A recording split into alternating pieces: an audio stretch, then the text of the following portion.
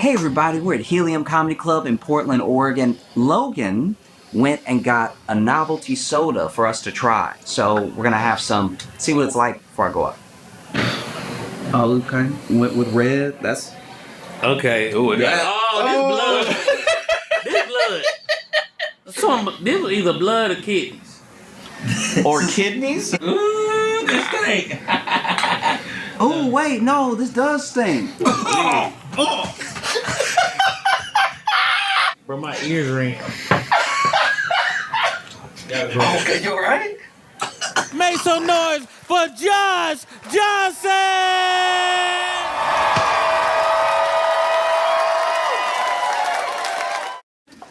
I didn't know that we just wouldn't care anymore. I thought it's weird sometimes, as much news as I read and I watch, that sometimes there's a thing that you think, just in your head. Maybe it's because of what matters to you. You're like, oh, this thing, this is going to be huge. You'll see a thing, whatever it is, and you'll be like, this is the thing that's going to wake people up or freak people out, or no one's going to be able to stop talking about it, right? Different for all of us. But then, I don't know if this is a universal experience, but I think it is. Eventually, you get disappointed. You realize, like, oh, wow, this isn't as big of a story as it should be. People don't care as much as they should. Like, everyone's moved on, even though the thing isn't resolved. That's wild. And I didn't know that we would just stop caring about the drones that are flying over Jersey. Like, that seems like a big deal, and we just sort of let it go. Right? They still up there. Like, I guess they don't need batteries because they are still. It's wild. There are drones that were flying over Jersey, and they're loud. They're very high up, but they are so loud that people compare them to helicopters. And they've been flying over Jersey for a while now. And, you know, we all kind of thought, okay, they'll tell us what that is eventually. Someone will know. Someone has to know. Because at first people thought it was kids. And then when they said that the drones were like 6 feet wide, they were like, maybe they're rich kids. Maybe it's like... And then people...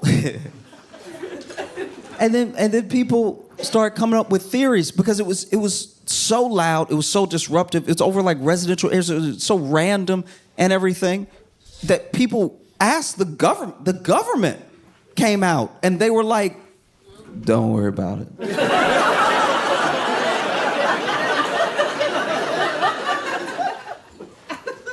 Don't worry about it.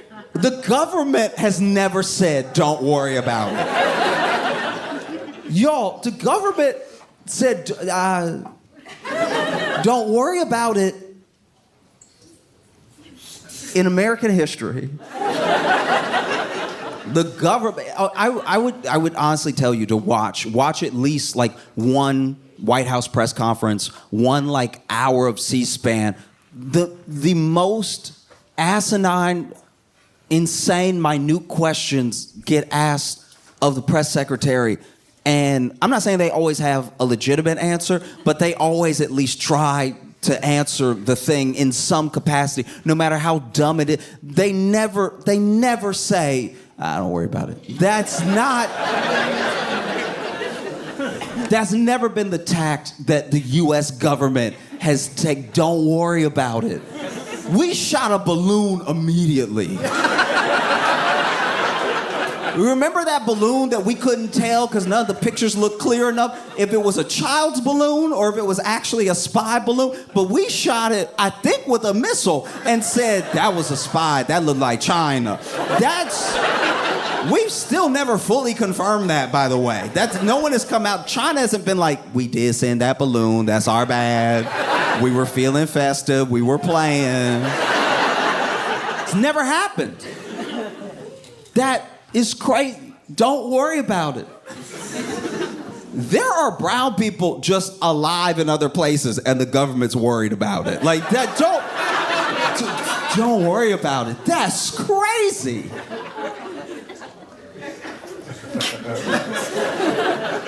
So then people started to come up with their own theories, you know? people started to be like, I don't know. I mean, I think it's a foreign entity. I think it's a foreign entity doing reconnaissance. They're spying on us. It could be China, could be anybody. They're using these drones to spy on us. And I was like, oh, okay. Maybe China sent a drone as loud as a helicopter with lights on it to spy on Tony's house. Like maybe there is a foreign government that has the money and the resources to send so many. It's like a bunch of them, so many drones over that can just stay up in the air forever and can evade when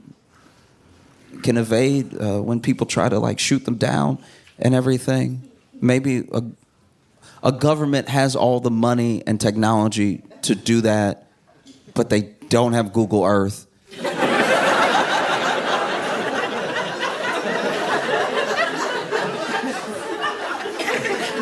Maybe.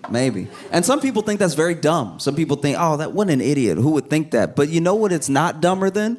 Don't worry about it. That's the dumbest thing a person could say.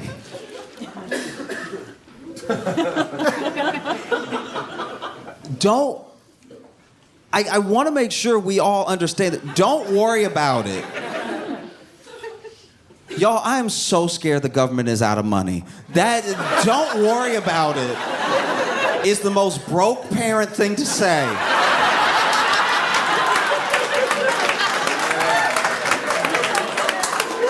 Yo, don't worry about it. When I was a kid, my dad drove, I think it was a 92 Corsica. And if you don't know what a Corsica is, you're doing great. Don't worry about it. But he drove this 92 Corsica, and the Corsica had a hole in the back on the floor. There was a hole. And one day I just went ahead and said something. I was like, hey, Dad, I know that you drive and I'm back here, so you up there a lot and I'm back here a lot, so you probably didn't know what was... I'm just letting you know what's going on back here because you always up there and I'm always back here. But there is a me-sized hole in the floor of the car. So just in case you ever pick me up and then you don't see me and you're like, I swear I just picked him up. Where is he? I probably went through the hole that's in the back of the car because there's a hole. I see the road and we are going fast. There's a lot. I thought we were going fast when I looked out the window. When you look through the hole, we're going light speed. Okay? So what are we gonna do about the me-sized hole in the back? And he was like, don't worry about it. And I was like, that's because we don't have resources. Okay.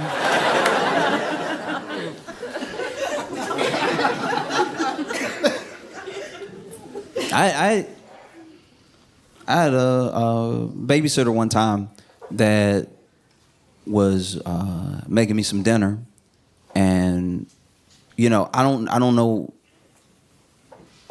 I'm assuming that the babysitter could only cook what we had in the pantry, and I don't know what the ingredients were, but then when I was served the dish. You ever had something where you're like, should this be on a plate or in a bowl?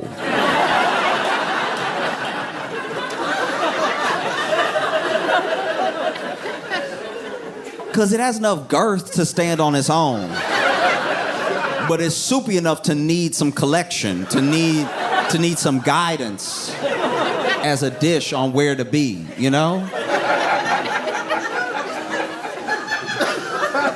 And so I asked my babysitter, I was like, what is this? And she was like, don't worry about it. And I was like, oh,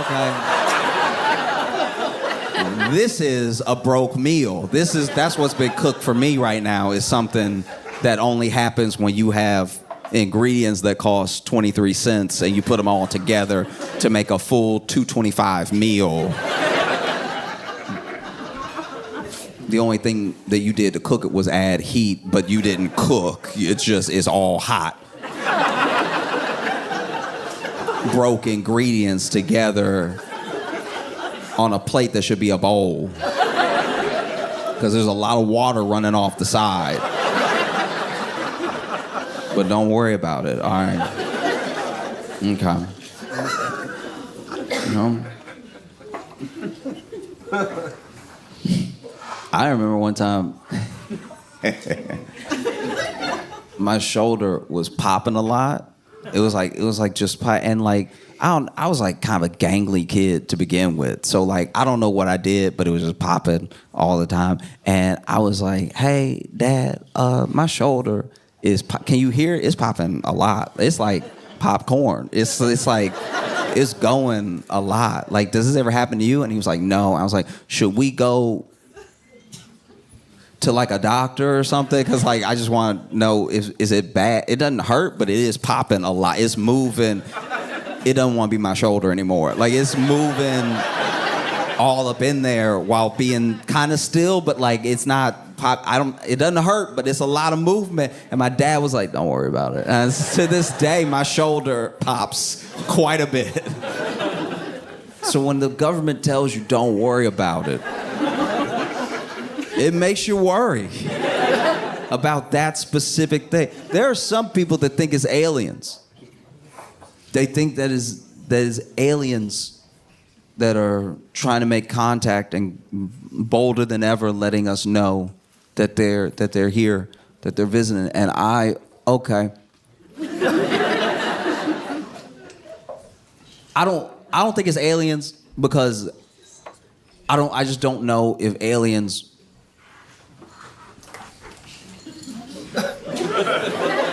I'm really not being disparaging when I say this. I'm just being honest. If you cross dimensions, I don't know if Jersey would be the first stop. And that's... And I know people from Jersey, and they will tell you if I cross dimensions, I'm probably hitting up, Cairo. I mean, I'm hitting up someplace that's a bit more exotic, But mostly I just hope it's not aliens. I hope that it's not aliens because we as humans, this isn't the time to visit us. Like this is, do you know what I mean? Like we're not putting our best foot forward as humanity to get visitors right now. Do you know what I mean? Like aliens coming to see us now would be the equivalent of me coming to see you at 4 a.m. It's like you're just not at your best. You like kind of have morning breath, but kind of not. Like it's bad. No, I don't think aliens would. If aliens are gonna come, they should have done it either 30 years ago or 100 years from now. I think that humanity is not.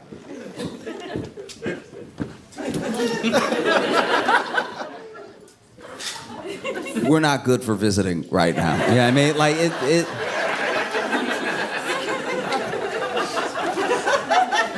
mainly because we're the only species. Every other species of everything on the planet, every other species of animal is doing their best to evolve.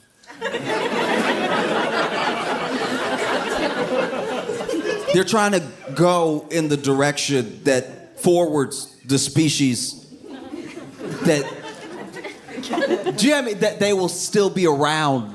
Hopefully, in spite of us, by the way, they're doing everything that they can to still be frogs. Frogs have the sense.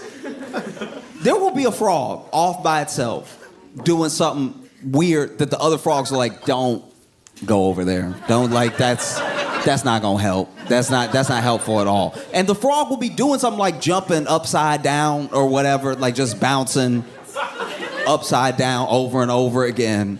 And the other frogs are like, "Don't mess with that." Because they know it doesn't help. They don't look at that frog and go, "He just asking questions." Like,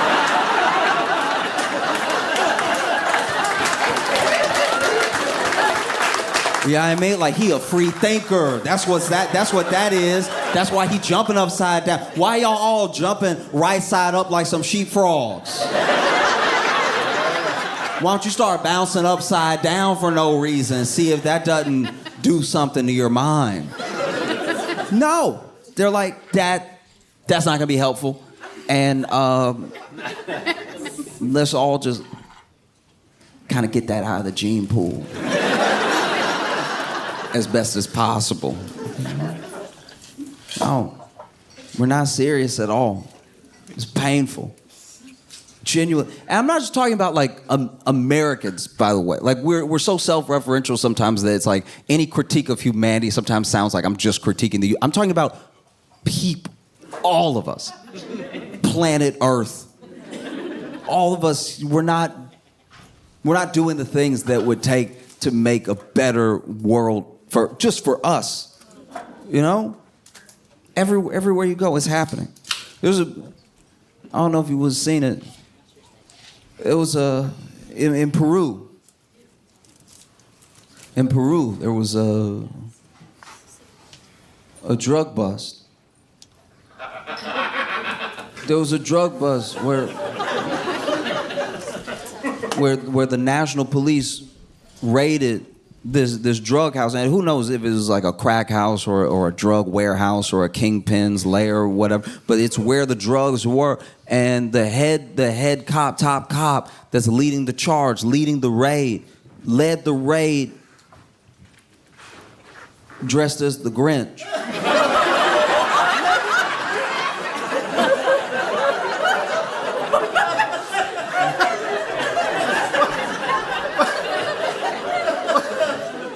That's unfair to everybody in this situation, all right?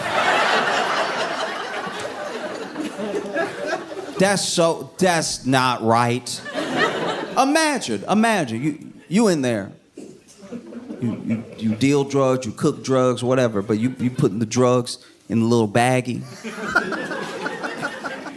And then you hear a boom, boom. Somebody has knocked down your door. And you look up.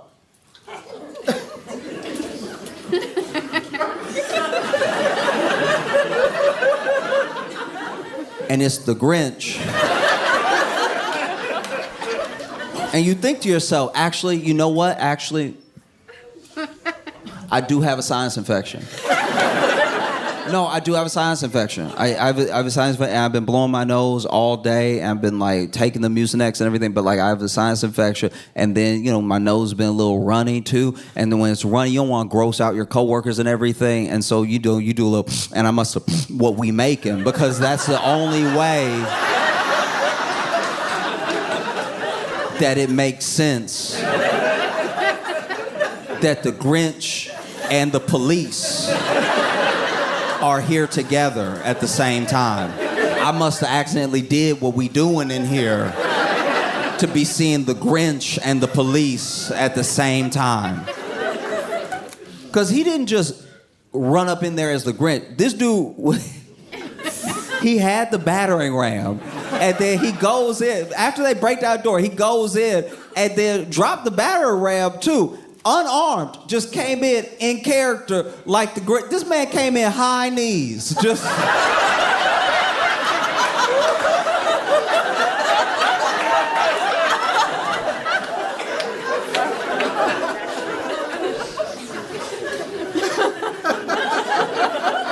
This man came in high kneeing like the Grinch.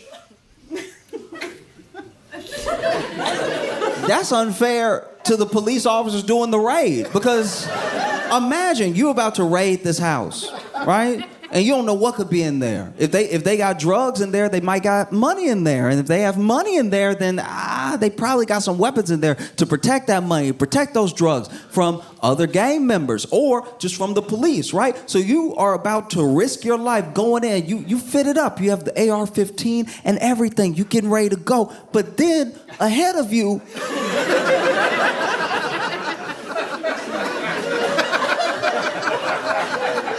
your leader is going in dressed like the Grinch.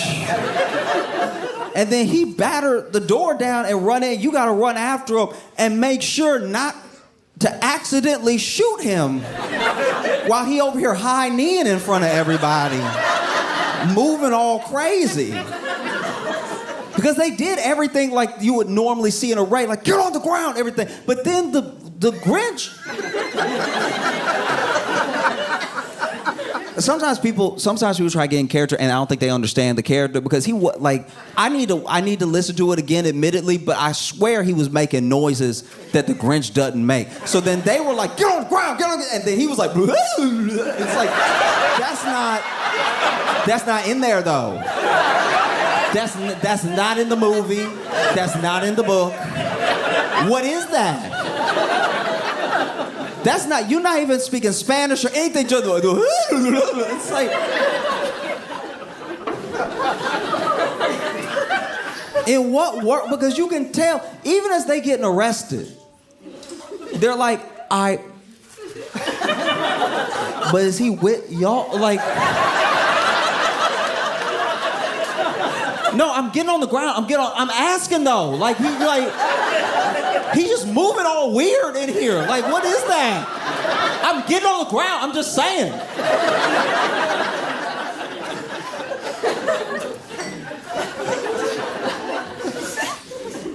You know, you see a country like Peru. I don't know the drug laws. I don't know the sentences that crimes like that carry, but I can tell you honestly right now that they subjected those people to cruel and unusual punishment because they caught them, right? And then I think the three main ones, they made them take their mug shot with the Grinch. And it's like,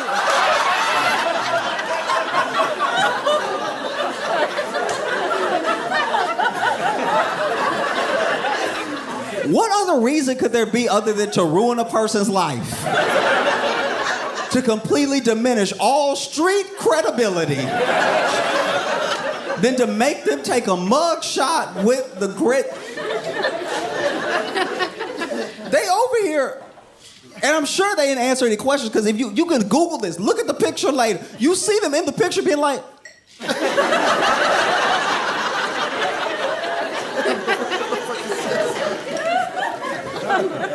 like, why he over here? Like the police never take a picture with us. It's three of them lined up holding. And then the Grinch over here taking poses.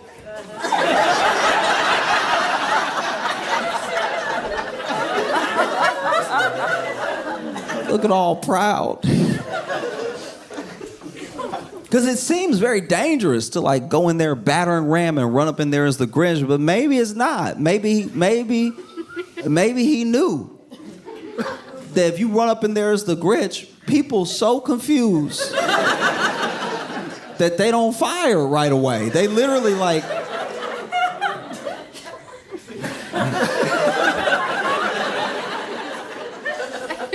You see the Grinch, right?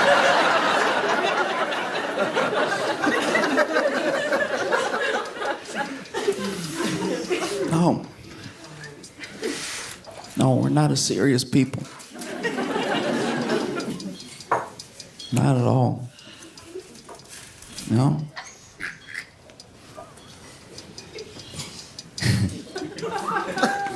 It's okay.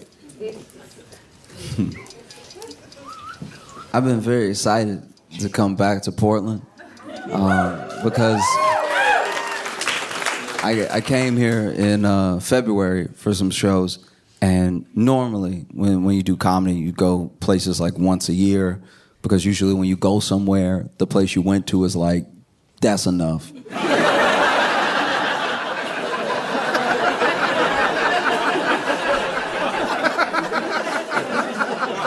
We get it. We get what you do. Give us some time.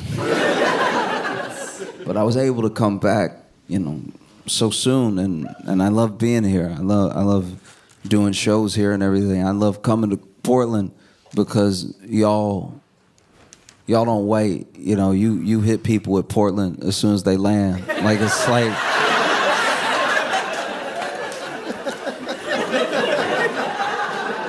I landed in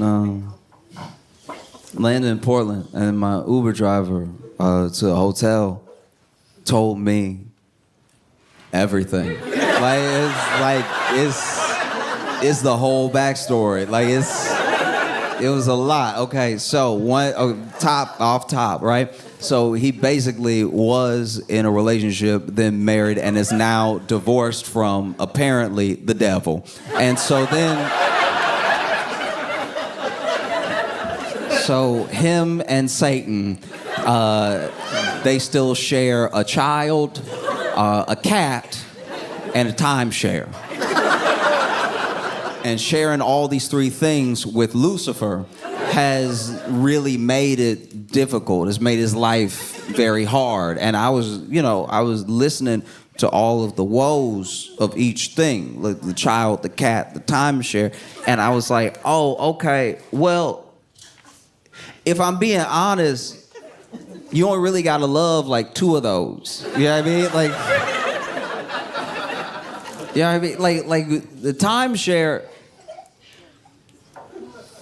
The whole point of a timeshare is that sometimes you're there and sometimes you're not. So like, just be there when the devil's not there, and then let the devil have it sometimes, because that was always what was gonna happen.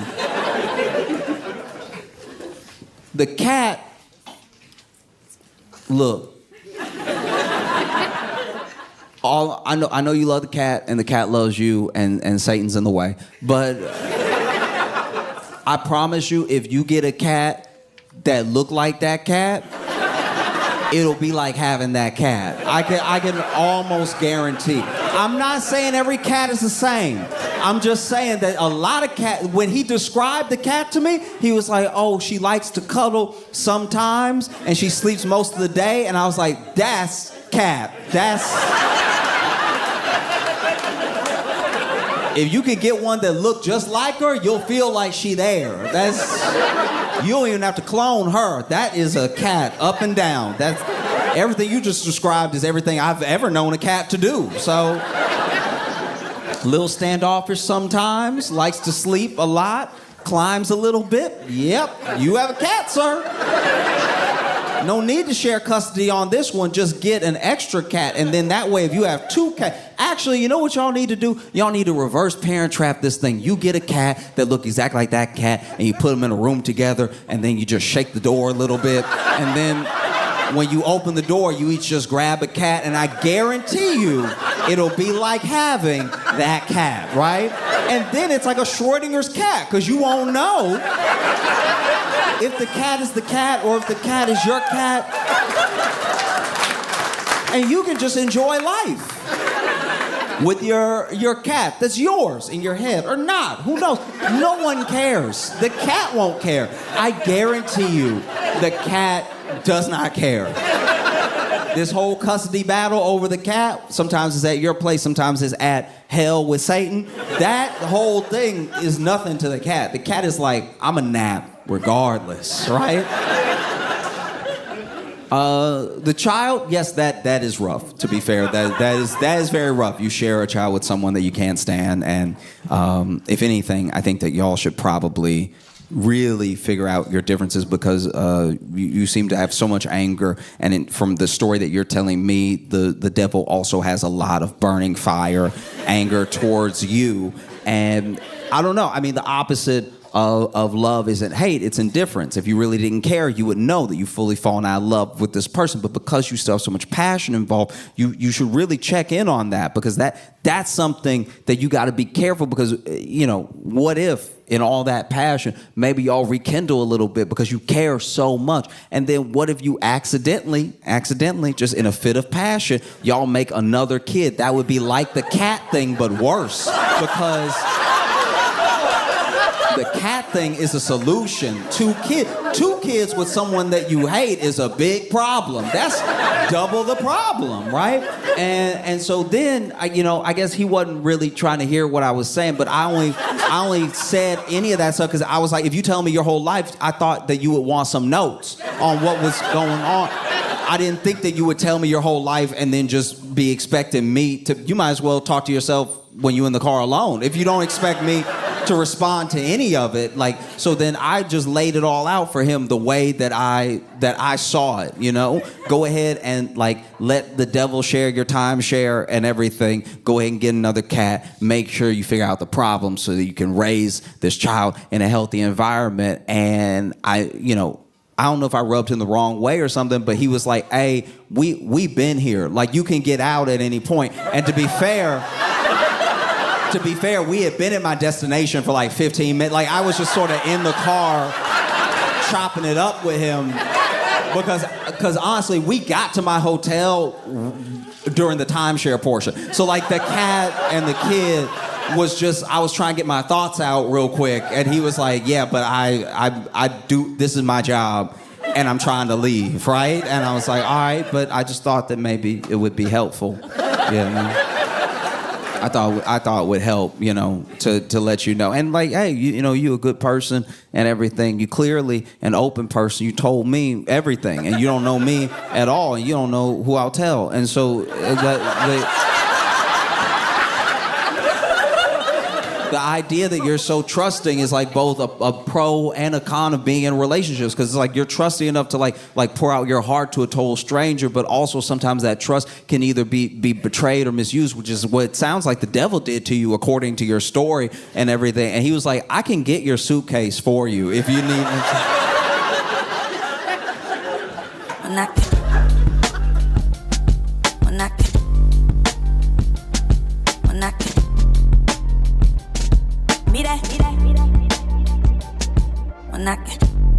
Put your hands together. Start clapping right now for the incomparable Josh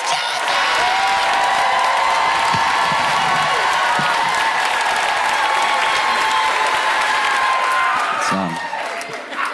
I've had quite a week still trying to distill all of my thoughts and feelings around the presidential debate.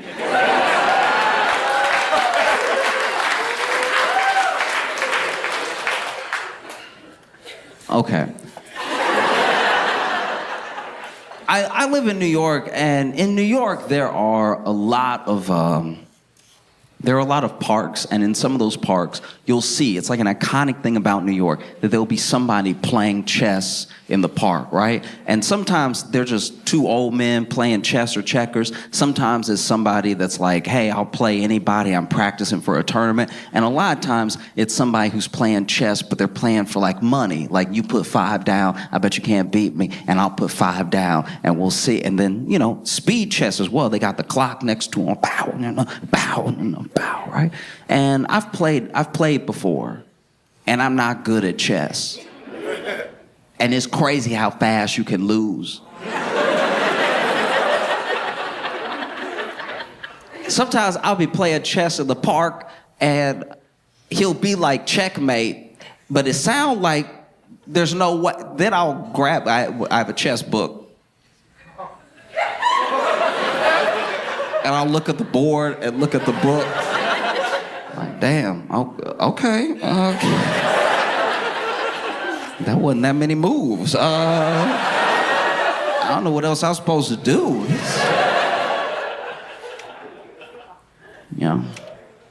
And I don't know, I feel like watching the election and watching the debate felt a lot like that. It felt like bad chess moves.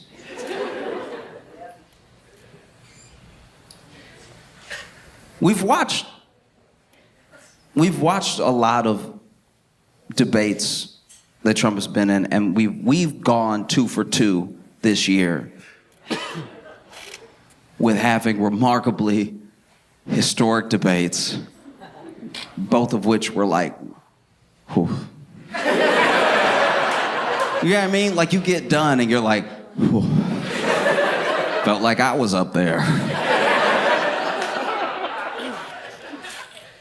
And there was a moment in the first debate that was echoed in this debate. There was a moment back when Trump was debating Biden, and I've talked about it before, where there's a second there where Trump looked at Biden, and for a split second, he wasn't trying to be president. He wasn't even trying to debate. He was literally like, hey,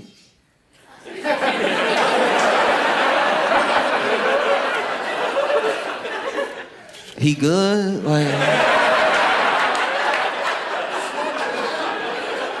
no, y'all, stop.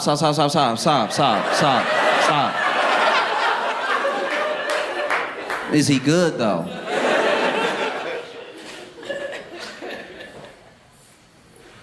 It was a different tactic than we've ever seen before from Kamala debating Trump, because she debated him the way that I think a lot of us might debate him. You know?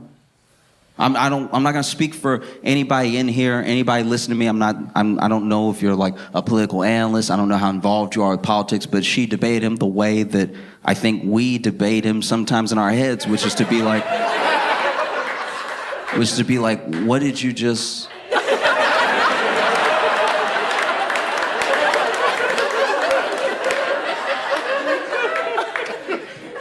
Because most politicians are not... Hear me out. Most politicians don't behave like people. And when I say that, I want you to understand, I mean, maybe they care about people, maybe they care about getting something good done, maybe they care about forwarding their agenda, but they don't react to things and they don't behave like people, like just regular people. It's why they feel fake, is because they can't just be like, oh, shit. You see, man?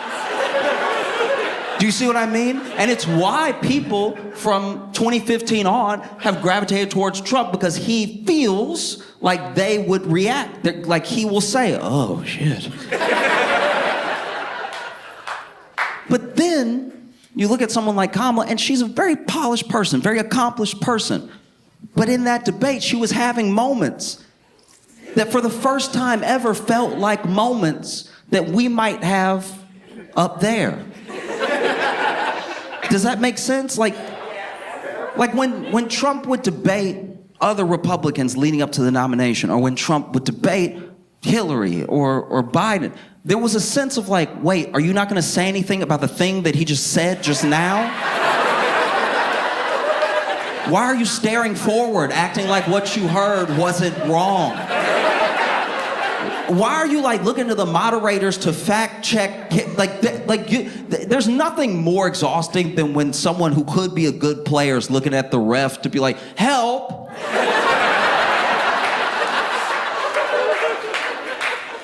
You know what I mean? You say he's lying right now. Like he just lied now, so say it now. Don't later be like, and then they didn't even help.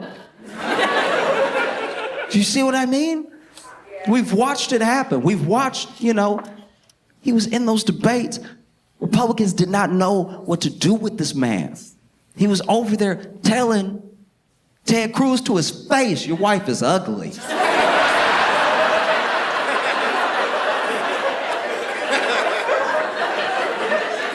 And because Ted Cruz doesn't move like a person, doesn't react like a person, he didn't slap him in his face in that moment.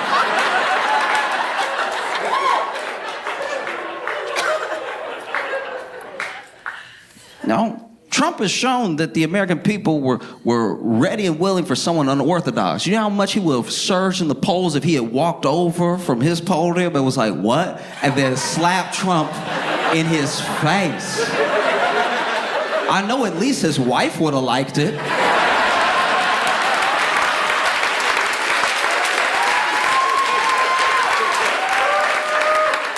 You know? I don't even remember what he said about Marco Rubio. I just remember Marco Rubio looking littler and littler every day. Marco Rubio started showing up. I was like, is he 4'8"? Nobody knew what to do. Journalists didn't know what to do. Journalists were like, but you can't say that about the press. But he did it. What are you gonna do? You know? And so now you watch this debate with Kamala, and we've all heard it and probably said it ourselves that she baited him a lot, but he bit every time.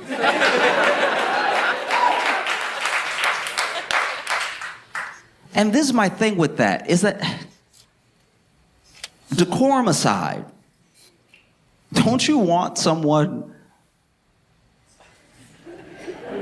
representing you that could maybe let something slide?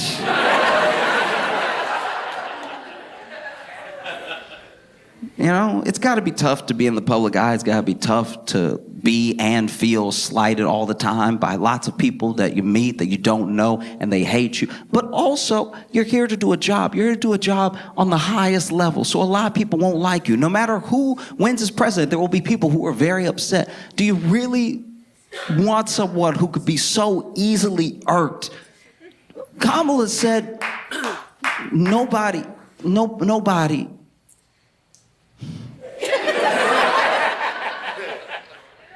Kamala said that people leave his rallies early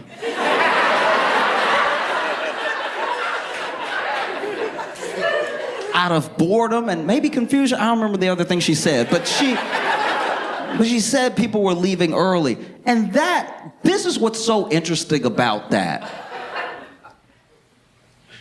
We can talk about how much it's warranted or how much of it he egged on or whatever, but there has not been in a very long time a political figure that is as hated as Trump by a lot of people. So a lot of people have said every type of thing about him. A lot of people have drawn him. Do you know how much you gotta hate somebody to draw them? A lot of people, drawings take time. It's one thing to curse somebody out real quick. It's a totally different thing to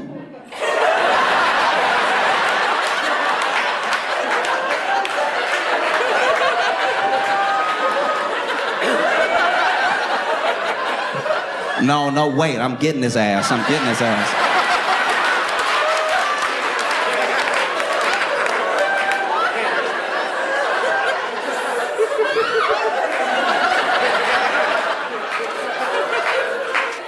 gonna take break, but when I get back,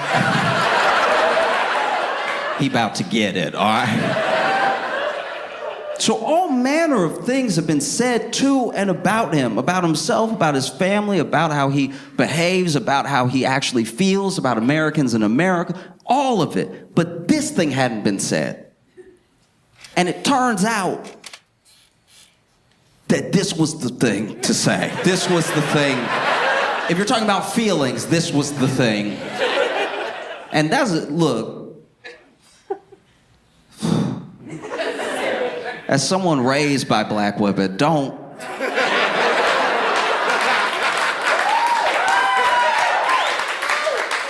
Black women know how to hurt feelings.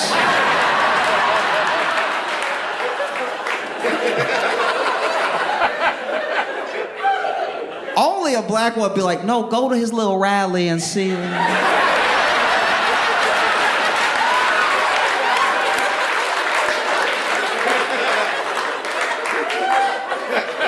That's how confident she was in what she was saying, that she told us to go.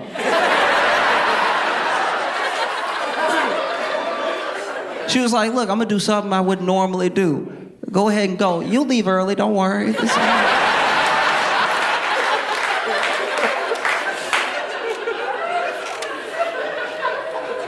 That was the thing. That was the thing.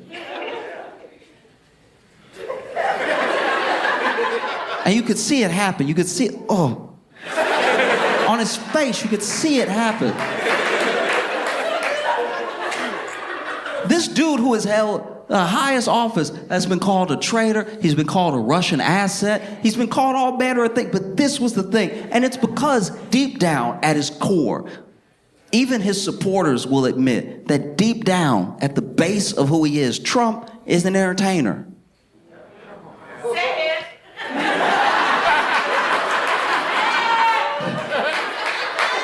And all I'm saying is, as a fellow entertainer,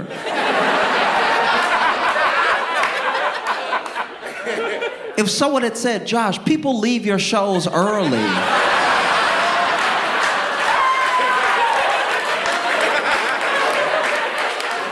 Out of boredom and confusion, I'd be like, oh, okay, we fighting, say less.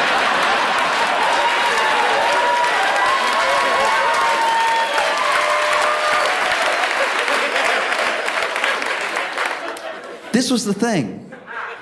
That was the thing that like broke through this weird armor, because I've noticed that Trump specifically has a thing that has always kind of existed in politics, but has never existed to this degree, right? Where Trump has a filter created by his base, by the people who like him, love him, and everything, that he can say whatever he wants, but they will distill it for him for the rest of us. He'll say whatever, and then they will be like, what he meant was...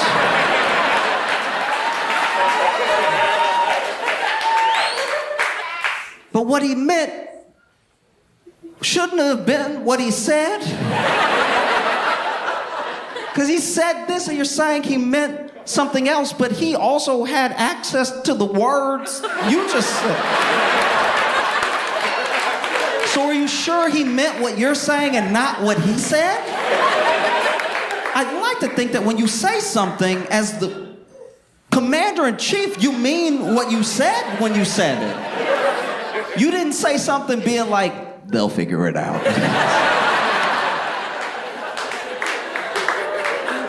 And because he has that filter, because that sort of buffer exists between him and like sound arguments and logic, I don't even mean that as like a diss. I literally mean he could say something and then it could spin out past something that he meant for real, right? Because, as an example, that's like Trump's vaccine. I know we forget that, and I've talked about it before, but that's like, as far as presidents go, as far as you getting credit for the things you do while you're president, that's Trump's vaccine. But when he tried to say, guys, we did it, we have a vaccine, and his audience booed, he realized what it's like. Oh, I don't necessarily control what goes out, even though I said it.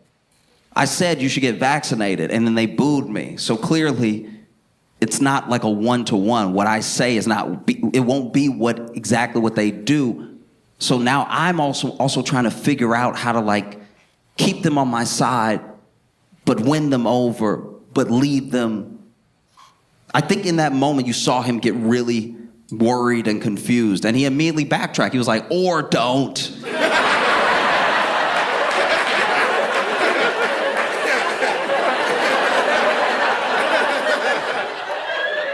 And I said all of that to say that the screen, the buffer, the thing that he usually has, I'm not saying he lost it for good in this debate, but he did lose it a little bit. Because I grew up in Louisiana, and I know people who are like hardcore in the MAGA movement, like people who are like, no, Trump is the guy. He is gonna fix everything, right? I've grown up with these people, and we know each other well. And this was the first time that they were like, that wasn't great.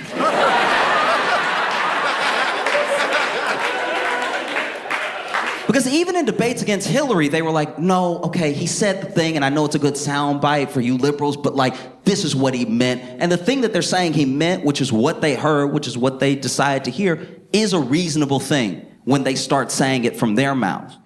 So now I'm like, oh, okay, if that's what you think, that's what he said, then I can see why you're still like really gung-ho while I'm more put off by what he said, you know? But this was the first time that there was almost like a shared language. There was like a shared reality around like what's happening to him right now. And he started to spiral, and he said, hey, look, they asked him a question. I can't remember if it was about immigration or the economy, but they asked him a question that should have been a layup for him. And he was still like, can I address the rallies? for a second. Which, as a fellow entertainer, I understand.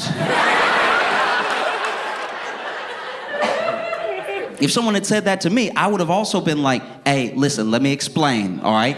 It was a Friday late show. They were tired, okay? You can't put that on me. And he said, can I address the rallies real quick? Because people don't go to her rallies, all right? They don't go to her rallies at all. The people that go to her rallies, she got to bust them in, and then they don't even have fun while they're there. She doesn't have any snacks. Now I'm paraphrasing, but like...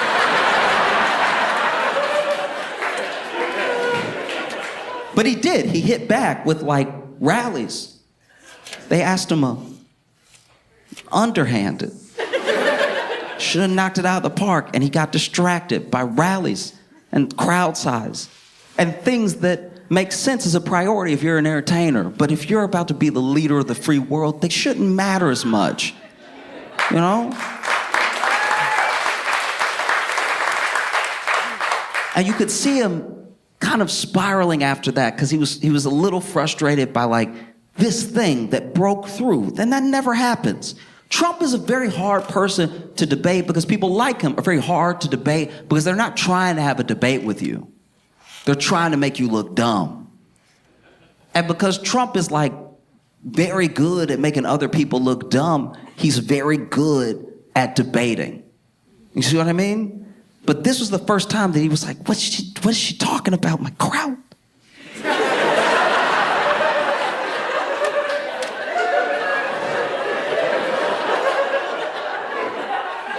And so, you know, he had a bit of a spiral. And before you know it, he was like, look, they're eating the dogs.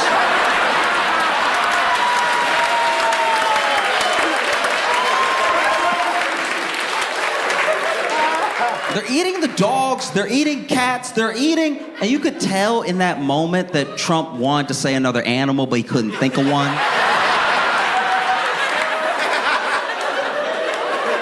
Because he says pets, but pets is off rhythm. If you go back and watch, it's like they're eating the dogs, they're eating cats, they're eating...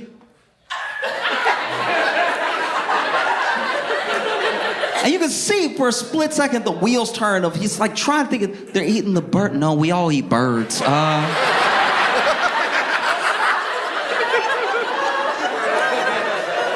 They're eating the pets. You know? And then, you know, Kamala does a thing, and it's a thing that we've done when we've been watching debates, when we've been watching rallies, when we've been watching them on the news. She does a thing that we've done before, that a lot of other politicians have not done on stage with Trump. She laughed at him.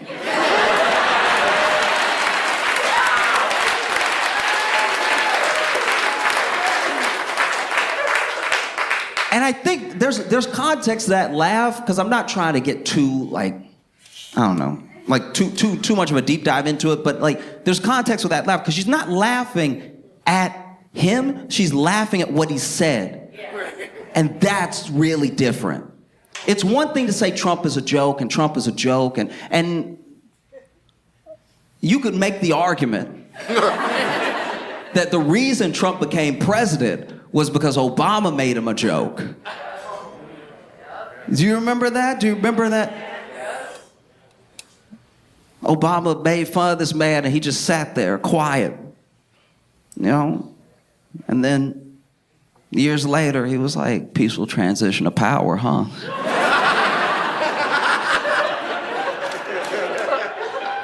There's a big difference between laughing at Trump and laughing at what he said. You can think that Trump is a joke all you want, but he laughed his way to the presidency. But then when you laugh at what he says, when you take the power out of what he's saying, that's a very different thing. You know? She laughed at what he said for a second. And then there was a second, it was very slight, but there was a second where she was still smiling, but she wasn't laughing. And then there was a second where she wasn't smiling and she wasn't laughing. And it was reminiscent of like, yo,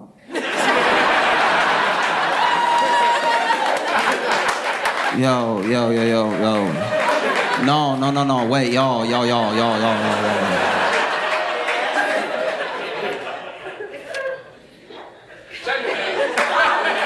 know? And that's my thing, is I'm like, I look at that, I'm like, wow, that's different, you know? It was very, very different. And the thing I've noticed in both these debates is that they're not even about who did well. They're just about who did the least poorly. That's what we get stuck on. Like, it wasn't even, last debate wasn't even about Trump performing well, it was about Biden crashing out. And then this debate wasn't as much about Kamala winning as much as Trump. They're eating the dogs.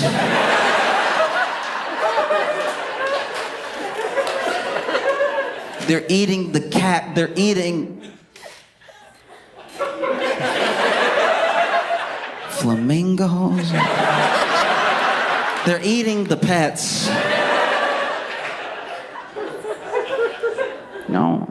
And it was the first time in all the times that he's debated that Trump looked 78.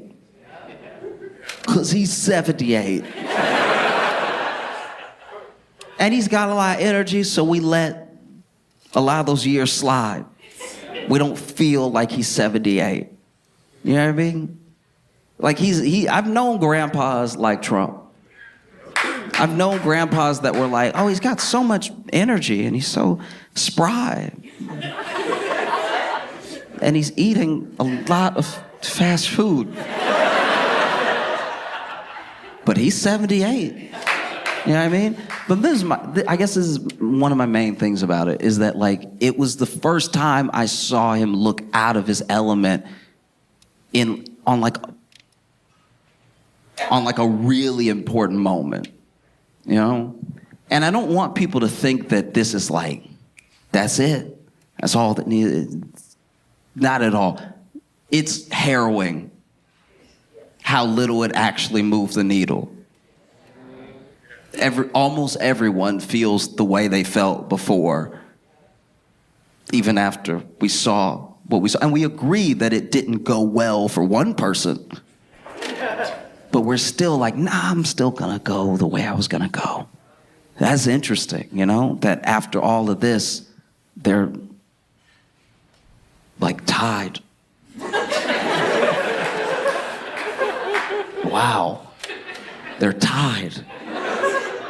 In lots of places, they're tied. It's not even like it's working out to be a tie because all this place and all this. No, in a lot of places, they watched that and they were like, I don't know.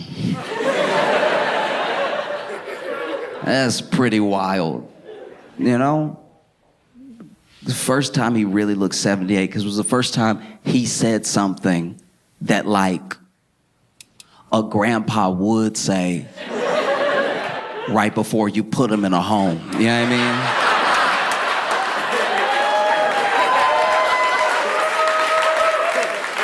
Because be honest, if you let a lot of stuff slide as like a child or grandchild, and then grandpa been living by himself, but if one day out of nowhere, and you haven't seen where he saw this on the internet, he just walks up and he's like, they're eating the dogs. They're eating the cat. You're like, okay, that's the last straw. I let you put the remote in the mailbox several times. But this is the one that I can't abide. This is, because it really has consequence. And I think that we live well enough here, even though I'm not even pretending things are just phenomenal. I'm just saying, day to day, by and large, we do get by. And I think that when you get by, especially comfortably, it can feel like a game.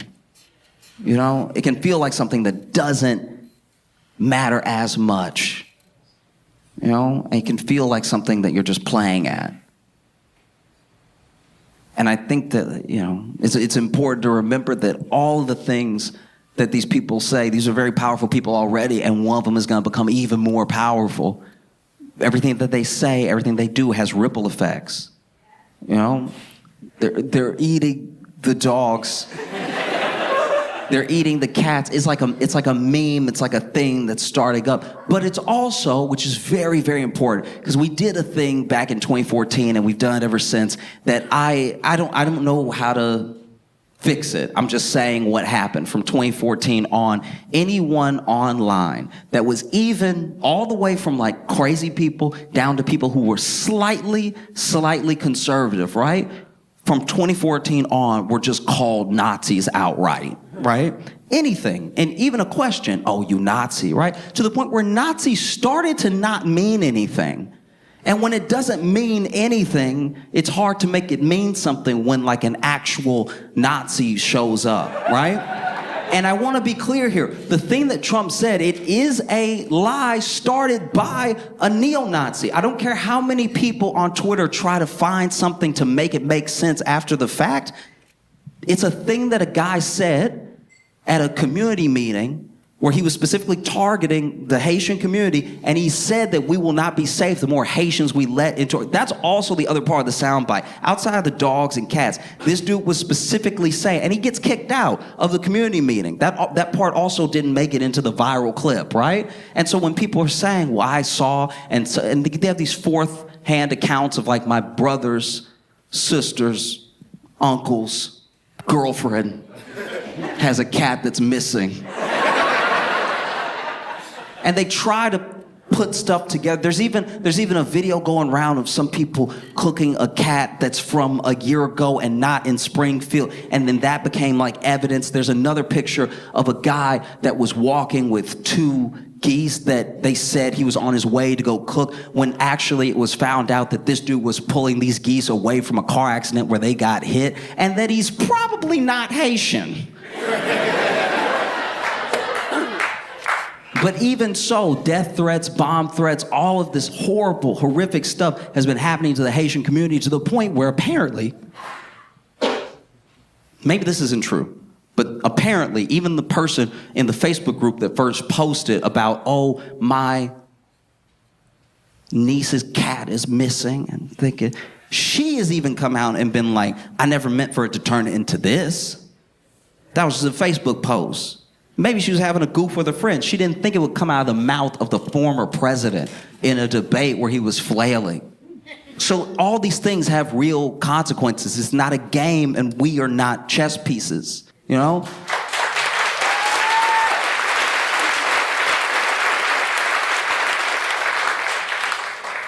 And even after the debate, you know, it almost like hijacked the whole narrative of Trump losing the debate and Kamala winning it. Now it became about this weird thing with hate. And it's also already, in that little bit of time since the debate, switched into Africans, because now they were just like, oh, wait, we got it wrong. It's not Haitians, it's Africans that are eating the dogs and cats. And so now it's already shifted just to try to find some truth out of a thing that was a lie, right? And you have J.D. Vance afterwards who, you know, pretty much probably fed that to Trump.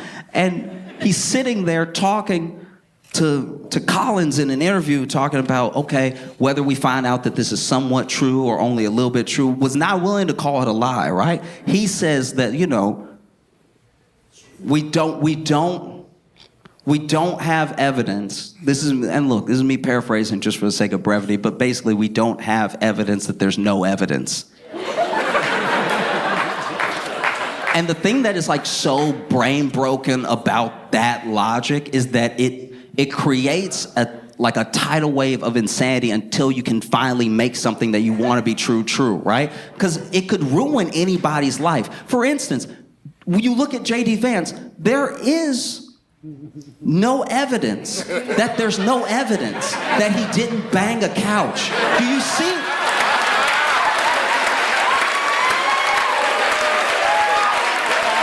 Like, do you see how that's an unending thing? How it could ruin your life and never go away? How you can't even sit anymore? Because people see you next to a love seat and wonder? Do you see how insane that is? A lie that we know is a lie? But we'll work our way to figure out how we can make it true, you know? So just please, I mean, look, we watched the debate, and it was everything from a little bit boring at times to thrilling. We shouldn't even be debating like this anymore, to be honest with you. We've ruined the debate. The debate is too much like a chess game now, where it's like 90 seconds, 90 seconds, make your move, make your move. That's not how you solve problems. When you go back before debates were televised, the people that showed up were willing to be there for hours. And the candidates had a long time to lay out their position. So there actually wasn't as much of a chance to fully dodge questions, because they were like, what are you going to do about immigration? And you have until you figure it out.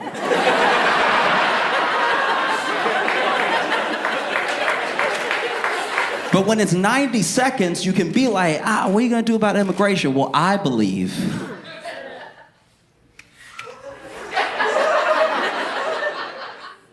is time up yet?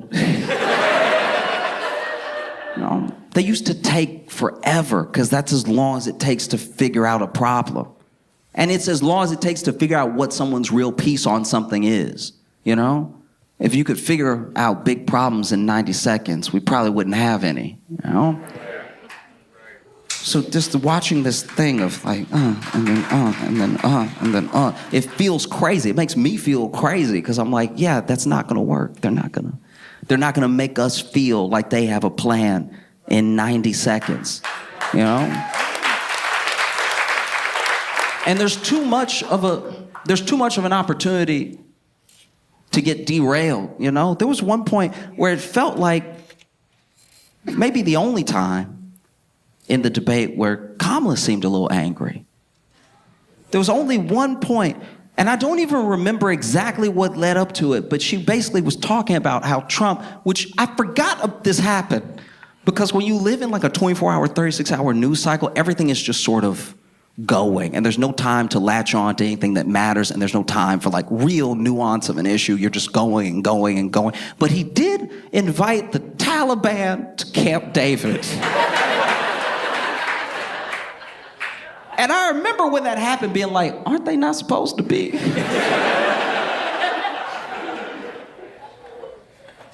The Taliban. Okay. And I remember that moment distinctly, because out of nowhere, Kamala turned to Trump and said, this.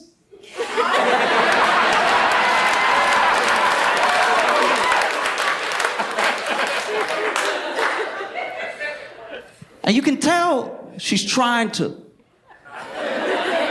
find a word that won't get bleeped. And I know it because she had to reset. She actually closed her eyes for a second. This.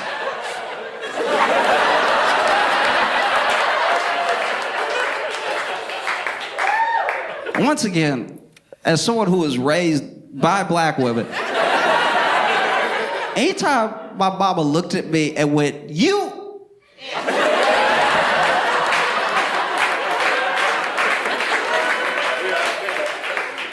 In her mind, she killed me.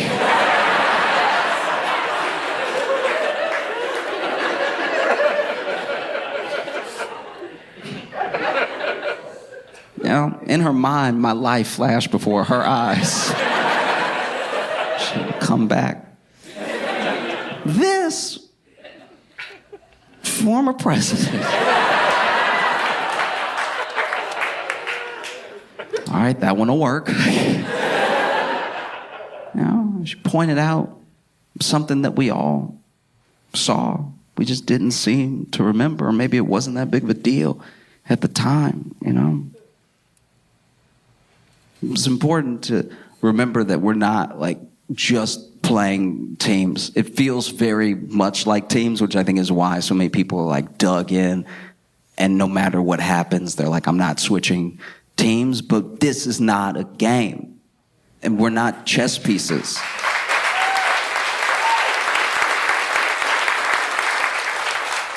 You know, it's very important. You register to vote. It's very important that you go vote and everything, because it's not going to be won by memes. You know, you can't like internet your way to fixing everything. You know, because I don't know. I don't know how everyone in this room feels or anyone watching feels. I just know that, like, I just want to feel comfortable with who is representing me out in the world and in front of the country. I want someone who is willing to maybe move a little bit like I would move. Maybe play chess the way I play chess. And I'm not even good at chess. You know, I just, you know, we all, everyone, no matter where you fall on party lines or anything, everybody wants somebody with a plan. And they asked him.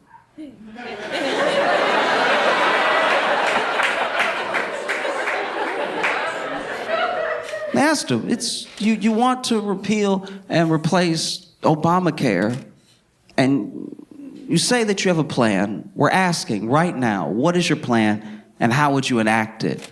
And he didn't answer the first time. But when they asked again, they were like, after 9 years,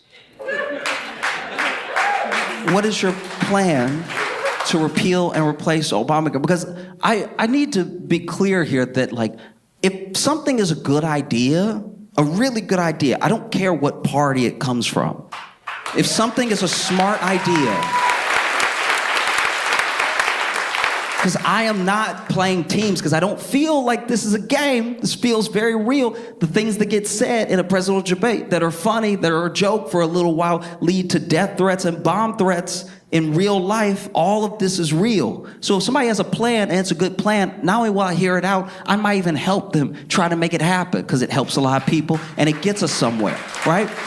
And so they asked him, after 9 years trying to repeal and replace Obamacare, what is your plan? And he was like, look,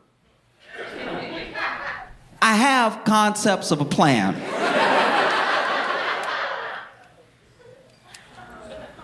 I'm starting to feel like if he had repealed and replaced Obamacare back when he was president, not only would we not have health care, but I'm pretty sure our doctors would shoot us.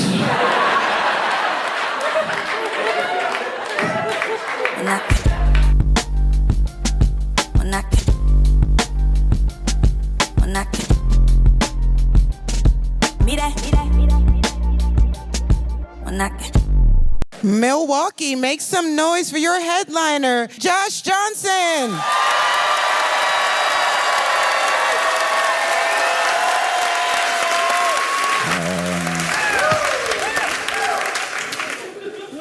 Been very excited. I've been very, very excited. Been highly anticipating a bout that's coming up. Mike Tyson versus Jake Paul. Some of you may have not known that this was going to happen, but in case you didn't, Mike Tyson is going to box Jake Paul, and I'm excited more for the spectacle than the actual fight. I don't know what's going to happen in the fight exactly, but it is one of the wildest encounters of two people punching each other that you could have ever imagined. Mike Tyson versus Jake Paul, a star, a bona fide star globally of the 80s, fighting one of the most popular influencers that the modern era has to offer. And it just feels like somehow the 80s are fighting the 20s. Do you know what I mean? Like, Mike Tyson versus Jake Paul feels like Sylvester Stallone versus Liam Hemsworth. It's like, you're just kind of like, what? How? How are they even close enough in age to have anything to argue about? This is crazy. If you don't know Mike Tyson, I know that some people are too young to have like really watched him fight. I'm too young to have like remembered those fights live. Some of them I wasn't even around for, but I watched the tape and it's devastating. Mike Tyson is one of the most bona fide terrifying people. You know what I mean? Some of the things that Mike Tyson would just say. I'd be like, oh, to even think it, you must be willing to do it. Do you know, like there was a press conference one time where Mike Tyson was sitting there, and he's like, this thing, I don't think these guys understand. I'm not here to just box. I'm not here to fight or anything. I'm trying to take their health.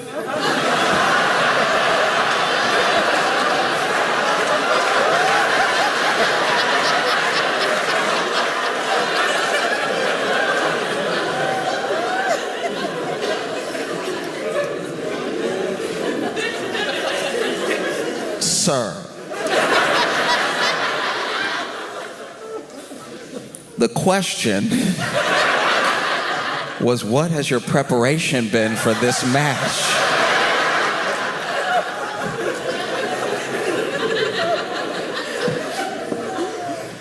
Mike Tyson he's like an embodiment of like everything like fierce, violent, and dangerous in one person that also very much loves birds.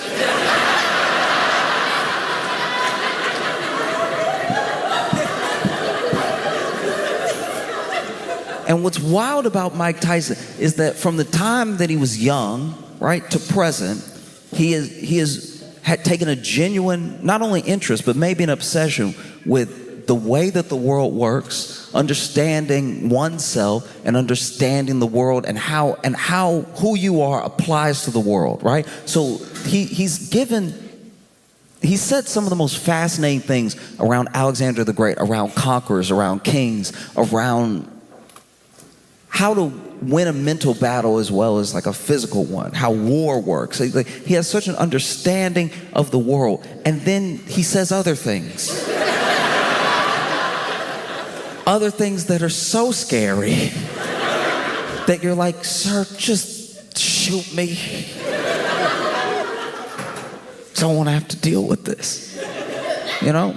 And a lot of it bleeds together because it's not my time, right? I'm not like from that era, but you watch these old compilations of press conferences and interviews and post-fight interviews with Mike Tyson. I was scared for the reporter. Because you have a man who's been training to basically kill a man with his fists, even if it took him 12 rounds, and it took half of one. So by the time you interview him, he's still got a lot of energy.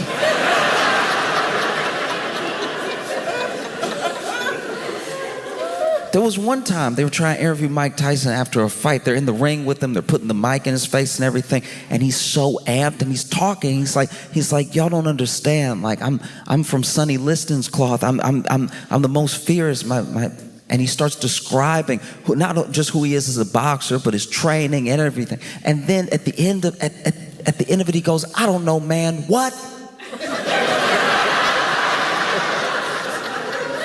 And I think if I had been the reporter, I'd also be like, nothing. I didn't say anything. Don't worry about me. Mike Tyson press conference was a master class in psychological warfare. He would say things that had you thinking like, oh man, this dude's like out of his mind. Or this dude really wants to kill me and I don't know him. That's gotta be tough as a fighter, to sign up for a fight. And you know we both fight. But one of us loves fighting. And we both like it, that's why we do it, and we're both good at it, that's why we do it. But one of us is so excited to hit, they don't care if they get hit. It's a very different person. Do you know what I mean? Even when you're mad, even when you're angry, and you're like, that's it, let's fight. You're trying to get the aggression out, and you want to hurt the other person. And yeah, maybe you're willing to take a few punches, but you aren't in a fight loving getting hit just so you can give a hit. It takes a different type of person, and Mike is a different type of person. You know? When you look at where Mike Tyson comes from, it's astounding that he made it to where he was.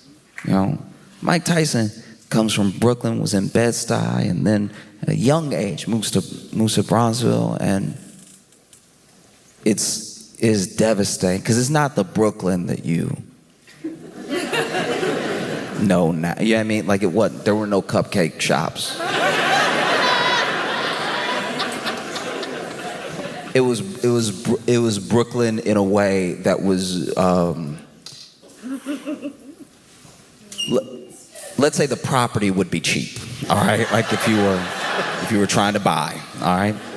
Devastating conditions. And he talks about how there was just you couldn't even go to the bathroom inside sometimes where they were staying and stuff. And all that stuff can make a hardened person. Because he didn't just have to live in certain conditions. He had conditions waiting for him when he got outside. He talked about it. He had to fight. He had to fight all the time. He had to be ready to be tough all the time. People will test you all the time, right? He talked about his first fight. Because like I said, Mike Tyson loves birds. It's truly one of the sweetest things about him. It's one of the things that like gives you a glimpse into the humanity of a person that's only known as being this fierce beast, right? Loving these birds, being gentle with them, caring for them, spending time with them, you know? Really taking care of them. And when he was a kid, there was a kid who took his bird. And he was like, give it back, give it back, give it back. And give it back, I think give it back genuinely in the way that a kid is asking you earnestly from the bottom of their heart, no, please, give it back, right? And that kid killed that bird in front of him. And then Mike Tyson, I'm assuming, killed that kid because he at least let him remember what would happen. And Mike would get into trouble, and it's easy to say, you shouldn't do this, you shouldn't do this, you shouldn't do this, right? All those things can be true. Obviously, you shouldn't be robbing people, you shouldn't be selling stuff, you shouldn't be out here with these people who are on a bad path and everything. But when you have what looks like no other option from those things, how can you expect someone to just know? You drive down the path that's been paved, you know? And so he ends up in like detention centers and stuff like that. And at one point, Mike Tyson meets Cus D'Amato. And Cus D'Amato sees him, and immediately he knows. He knows this kid is special and he's different. And not only just because he's built different, not only because he's big for his age, there's just something about him. And he gets the opportunity to like box a little bit. He goes to the gym, he's hitting bags and stuff, spars a little bit. And Cus D'Amato sees in something in him. And after sparring, you know, as the story goes, they ask this kid who's just sparred with some grown men, how old are you? And then Mike goes, I'm 13. And then these grown men look at each other and go, this nigga at least 30. Like, there's no way. You better put a 0 behind that 13. That's, what? 13. And Cus D'Amato, to my knowledge, actually adopts Mike Tyson. Takes him into his home, right? Not just to train him, but to care for him, to love him. You know? Because all of this energy, all this fierce potential can really go somewhere if you nurture it, right? And then under Cus D'Amato's leadership, Mike Tyson does become as fierce of a person as Cus D'Amato thinks he can be in the ring. And Cus believed in him before he believed in himself. I think that's why their friendship, that mentorship is like, when you see it, there's something special about it. Because anyone who sees anything in any of us and pulls it out of you, right, just with their belief, that's a very special thing. And the only people that wish Cus D'Amato hadn't done what he did are probably Mike's opponents. Because Mike would have fights that were so damn fast. You can see it even in the video, even in some of the amateur fights that were actually on video. You can see in the opponent where they were like, does he have a hammer? What is he doing? That really hurt.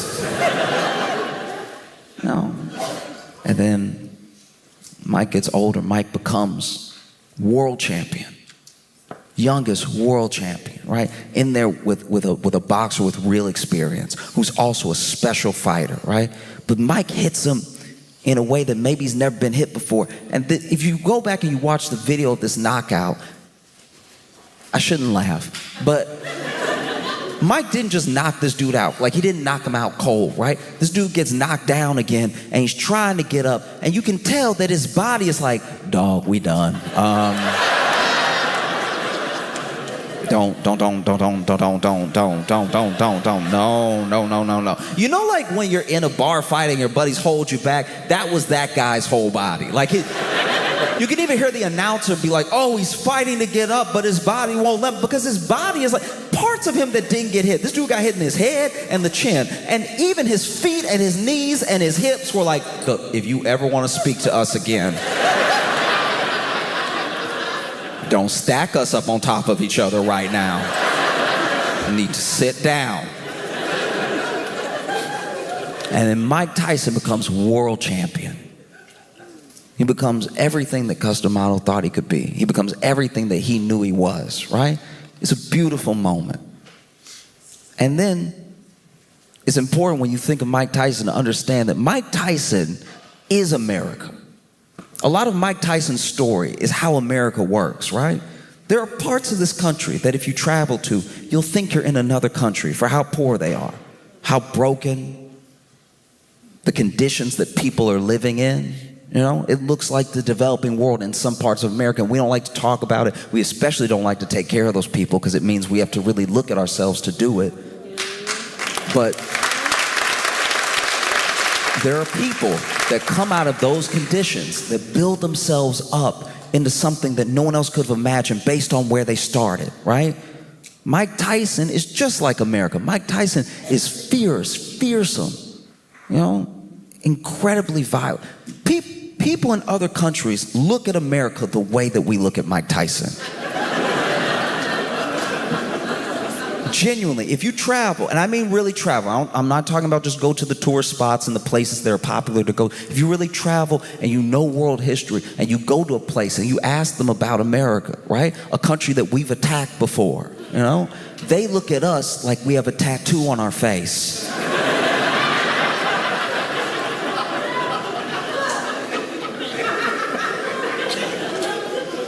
Mike Tyson builds himself up, and he doesn't just get the world championship. He has some very, very impressive fights where you can average his whole fight time out to like maybe a round and a half. He's beating people so fast it's actually upsetting the crowd. I know people who paid a lot of money to go to a Mike Tyson fight and went in the bathroom at the wrong time. Sit there the whole fight card holding it, and then you're like, "Oh, he's only walking out, I got a second." And then from the bathroom you hear, "Oh." You're like, oh no. I mean, then Mike goes down a downward spiral. He loses Cus D'Amato. He loses this person that was a mentor, that was a friend, you know? And he tries to find his way, but he's still very young. People forget how young he was when he was Mike, when he was Iron Mike, and he was fearless and he was undefeated, and starts, you know, getting lost in it. And he'll tell you that. He's talked about that. He got lost, right? Goes to jail at one point. Like, this dude is on a dark path, you know? And even, I mean, this is attributed to Mike Tyson. I don't know if he actually said it like this, but he was like, I was a baby. And you gave me millions of dollars to punch people in the face. And you didn't think this was gonna go off the rails somehow? Like, you didn't think that this was a bad idea, maybe? No. That's who's fighting. This guy who's relentless, you know?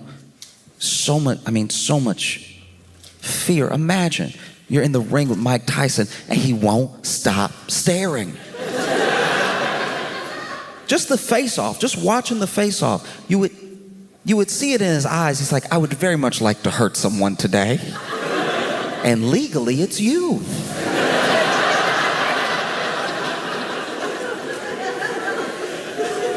And he was fast, and his movements were jerky, but they were quick, and they clearly hurt, because some very big men did not get up. He would hit people so hard sometimes that you'd be like, I think that guy's dead. And then he'd twitch, you'd be like, he's all right. That's who's fighting. And then you have Jake Paul. One thing people need to understand about Jake Paul, if you don't, he's very much, we are in Jake Paul's time.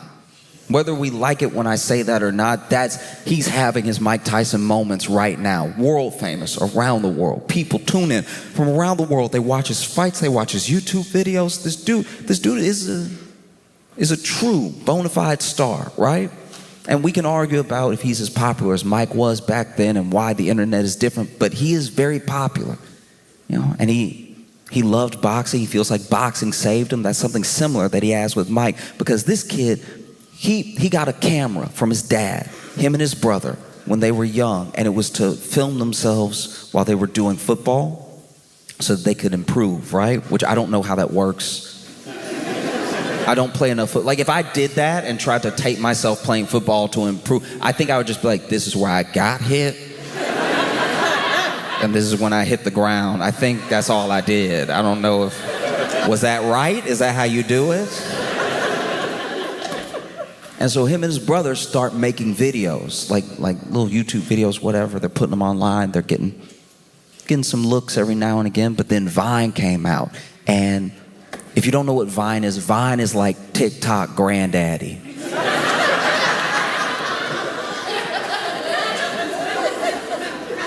And they start making Vines, and they get very popular almost overnight. They are huge on Vine. Everybody thinks they're funny, and they love to follow them. They want to know what they're doing next. They're getting all this money, endorsements, everything. At one point, Jake Paul is on the Disney Channel. I don't really know what he was doing, but it was quick.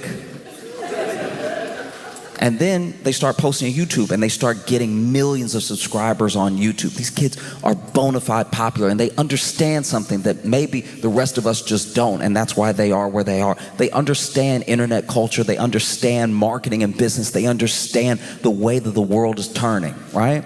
And it's the age of the influencer, right? And a lot of people want to be influencers. Some people don't want to be. You can accidentally become famous, and that's a terrifying thing. You become famous in a way that you really didn't mean to, you know? You're just living your life. But somebody puts a cell phone on you, or you don't know you're in someone's shot, and you trip weird, and you go, and now you're, like that's who you are as a guy. And then people see you in the world, and they're like, hey, we love you, dude, we love, that's our favorite. Man, keep killing it, dog, keep killing it.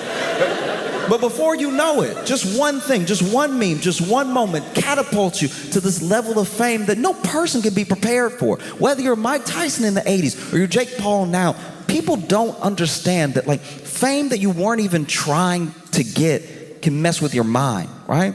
And so Jake Paul was on a dark path as well. He was probably headed for a bad place, and then he started boxing, and he loved it.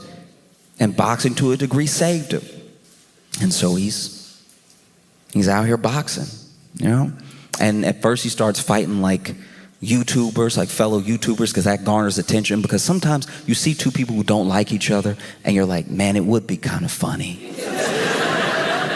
if they fought. And this is the thing about us. We as people love a fight. Whether we like to admit that about ourselves or not, we love a fight. I've been walking down the street and seeing kids on the park sinking threes from far away, Steph Curry level, right? And I'm like impressed, and I maybe watch him do two more, and then I'm like, he's getting it in. He'll be fine. But if I see a fight in the park, I stop. Because I'm wondering, you know? But no, we're in this age where I think people sometimes want to be famous more than they want to do something. You know, and that's where you get some of these things, some of these imitators of Jake Paul, of Logan Paul, and stuff like that. There was a kid whose story, like, it blew my mind. Basically, there was this kid doing these pranks, and they were like barely pranks. It was just being obnoxious. It was just being like horrible to people and messing with people to try to get a reaction out of them. Because not only are we the new like influencers, everyone, all of us, all the time, it could happen to any one of us, but because of how people become influencers, because of how people get popular, they are our paparazzi now. You're just living your life, but now you're in someone's video and they're trying to make you act a certain way. That's not what we signed up for, you know? You should at least be rich to have that happen. And so this kid was making this video and he was messing with this guy in the mall and he was following him around. And he was just like, not just being annoying, he seemed like to also be intimidating him a little bit. And he was really following him, trying to get him to answer some question or something. And finally, this little guy, he's like a very small guy, and he did not look well. Right? He finally goes, stop, stop, stop. And then he pulled out a gun and shot him. And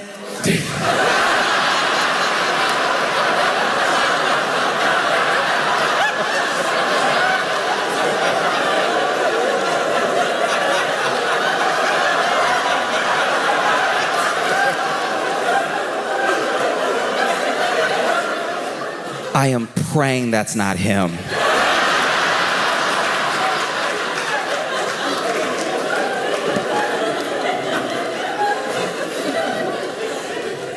This dude pulls out a gun and he shot him. There's this loud bang in the mall and people start screaming and running and everything. But from the vantage point of like the person who, because he posted it himself, the kid, the influencer who was making the prank video, posts the thing and he's coming at him and the guy's like, stop, stop, stop, bang. And then as soon as you hear the bang, this kid, the prankster goes, oh! And to be fair, there's no cool way to get shot.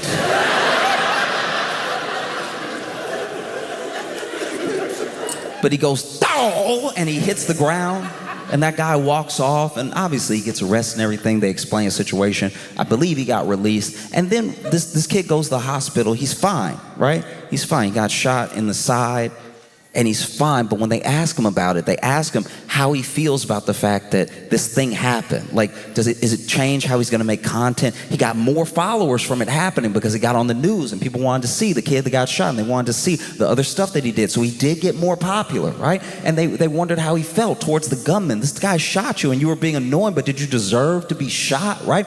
And then this kid sitting in his hospital bed, his dad, by the way, is furious. His dad is like, there are people saying my son deserved to be shot. My son's just a kid, right? And this kid sitting in his hospital bed, when he's asked these questions, goes, it is what it is, dog. Like,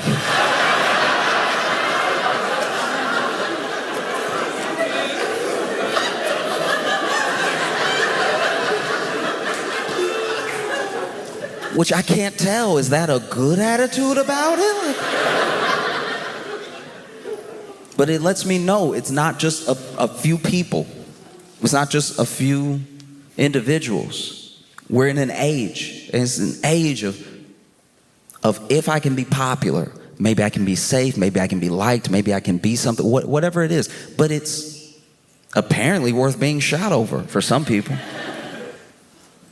And make no mistake, Jake Paul is America.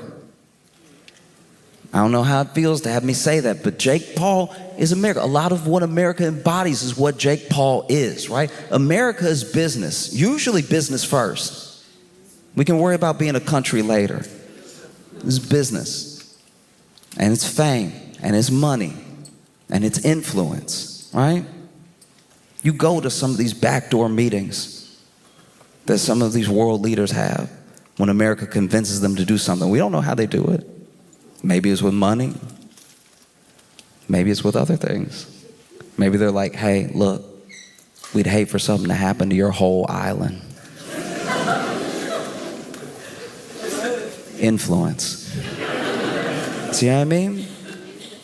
And so now you have these two boxing, and people don't know what's going to happen. Obviously, there are people that want Mike Tyson to hurt Jake Paul very badly.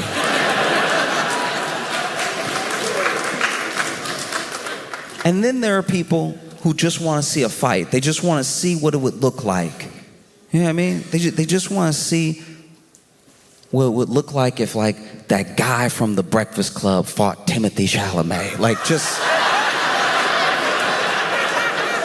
they just want to see two generations go at it.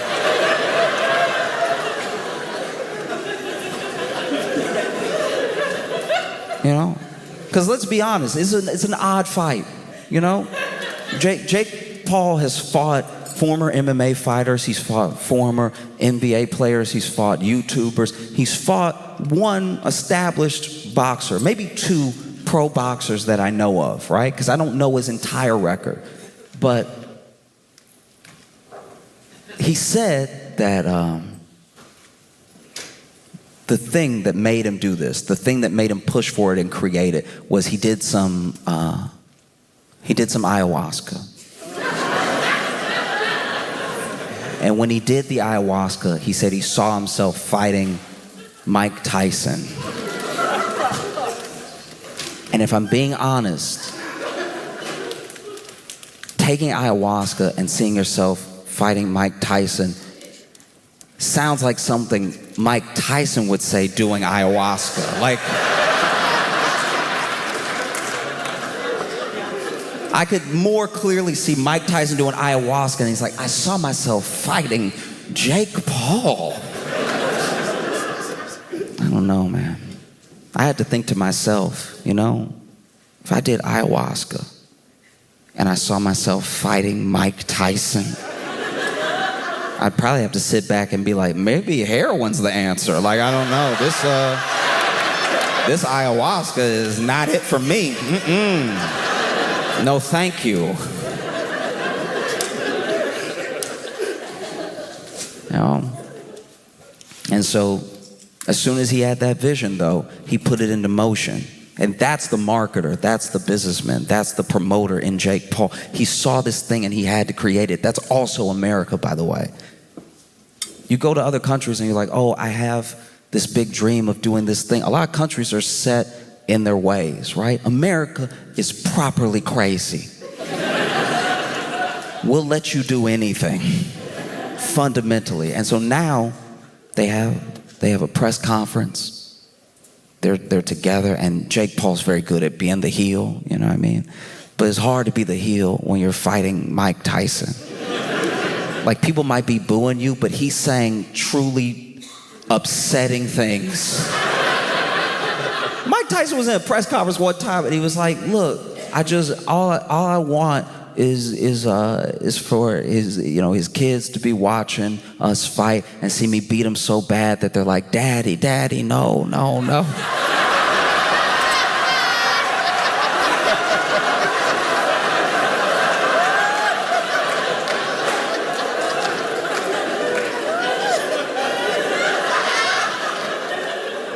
Hearing Mike Tyson quotes out loud genuinely makes me want to learn Tai Chi. So in case I ever come across Mike Tyson, I can look like I'm about to fight him while also backing up. Like,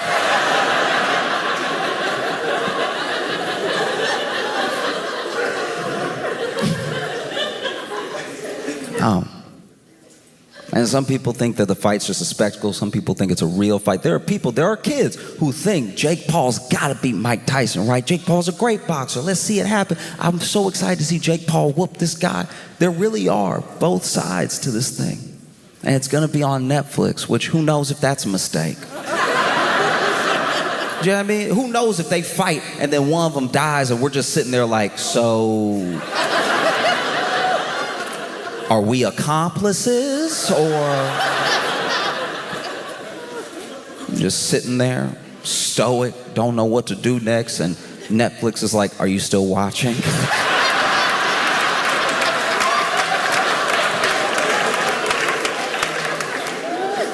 Not now, man. You know? And it's a gamble as well. It's a gamble. Is one of the biggest gambles we've seen, because Mike Tyson is, to some degree, putting his legacy on the line.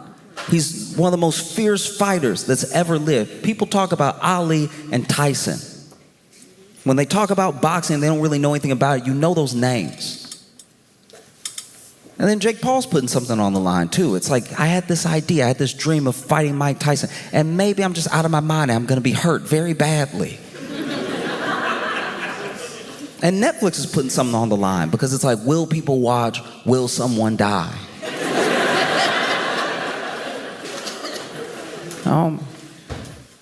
It's a genuine gamble. And if America is anything, it's a proper gamble. You know what I mean? Like, that's what we do. I don't know. I admire an aspect of what Jake is doing because Jake loves boxing. And no one will probably ever give him credit for it, but he is revitalizing a part of boxing. People talk about boxing a little bit more now because of the popularity that he brings in, the new kids that he brings in, and he's putting himself on the line because he loves boxing. And that to me is wild. Like, I love hip hop, but I wouldn't try to battle Kendrick Lamar. Like, When I